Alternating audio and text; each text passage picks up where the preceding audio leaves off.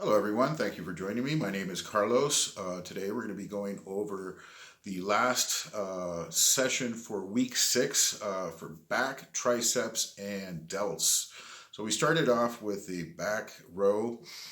Now, this particular exercise is the meat and potatoes of the back training structure. It's the one that permits most gains and most possibility to increase the weight. It is also a movement that is, I would say, highly criticized as far as form goes. Before getting into form and the weight and everything, let me just say that this exercise has been packing on mass on my back. I'm not taking my shirt off yet, not doing physique presentations, but my shirts are getting tighter. My back is definitely hulking out much more than what it was before. And I attribute this almost exclusively to heavy weight and not strict form. So, yanking 3 plates off the floor seems to actually work the muscle. You would be surprised how much it does. And so, this session tried to get up into a higher rep. Last week it was 6 reps. Today it was 7 reps.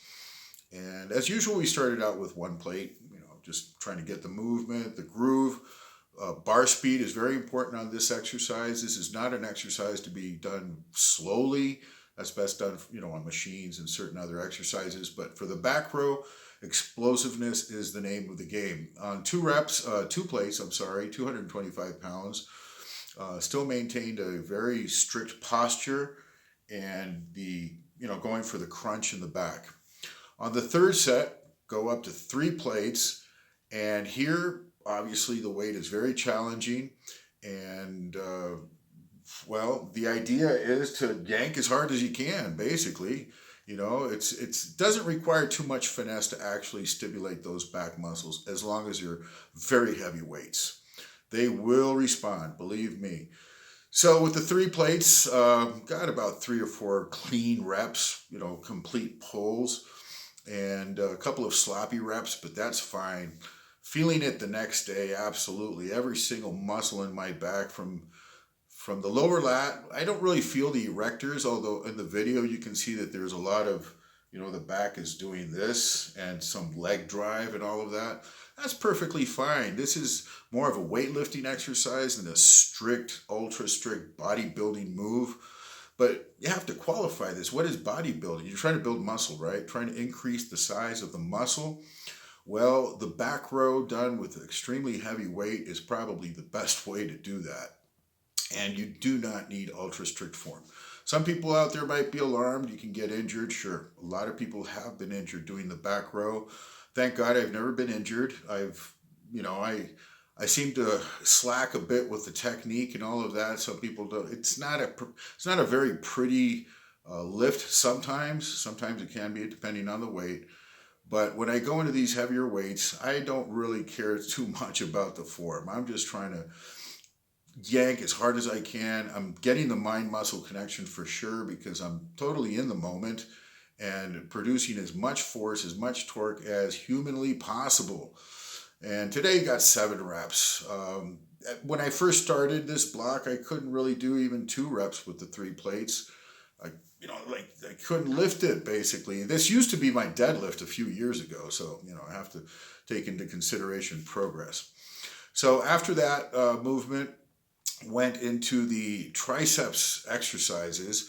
Lying triceps extension up to 135 pounds. Got 7 reps this time. Been increasing 1 rep in every single session, so that's been exciting.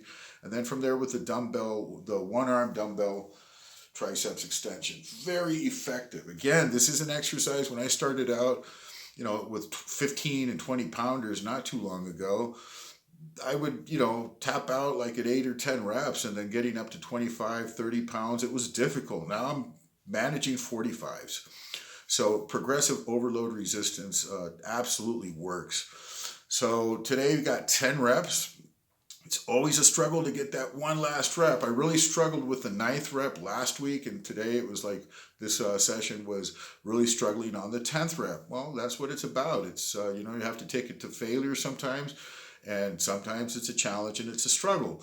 But as they say, without struggle, there is no strength. So felt very satisfied with the back row, very satisfied with the triceps extension. Looking forward to increasing the weight fairly soon. Not there yet. With the dumbbells, need to go up to at least 12 reps. Same thing with the line triceps extension with 135 pounds. We're at 7 reps and really need to get it up into the 10 rep range.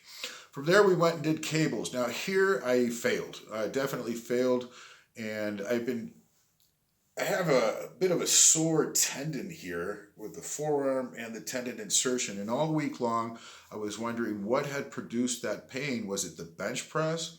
Was it the triceps extension? What was it? Well, when I got on the cable, the one-arm cable, it let me know that that was the exercise that had hurt my tendon insertion into my elbow. And much more so, the lat pull down, the close grip, underhand lat pull down, put way too much stress here. I could only get 3 reps with the weight that I did last week. I let it go. I'm not going to hurt myself trying to do exercises that can hurt me. So I let it go at that. And that was pretty much the session for today. What was salvaged from it, the back row, absolutely the bomb. It was great. The triceps extensions made progress. And the delts. Okay, forgot about the delts. So we've been doing 50 pounders with these side laterals. Very strenuous, very challenging, no control on the negatives, trying to make a peak contraction at the top and control it somewhat on the way up. Today we did the rear delts and went up to 65-pound dumbbells on the rear delts, maintaining the tension on the rear. It absolutely, I'm feeling it in the rear delt. This is an exercise, I've gone over this before. Most people never challenge themselves with weight because they believe these isolation exercises, you don't need to do that. And that couldn't be further from the truth. Behind the scenes, most of these guys that are pretty big that you see on, IFBB pros, and they're doing very heavy weights for these isolation exercises.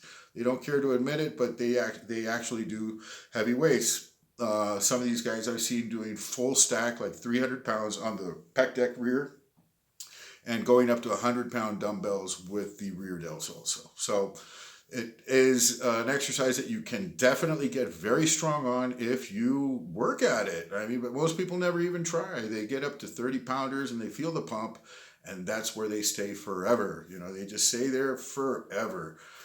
They may go up to a 35 or 40, and I don't want to generalize, but most people, you don't see people doing heavy weights for the rear delts, and you definitely do need them. So started with the 65-pound dumbbell, and then brought it back down to 50 for the final set, and that was great. That was a great way to round out the session.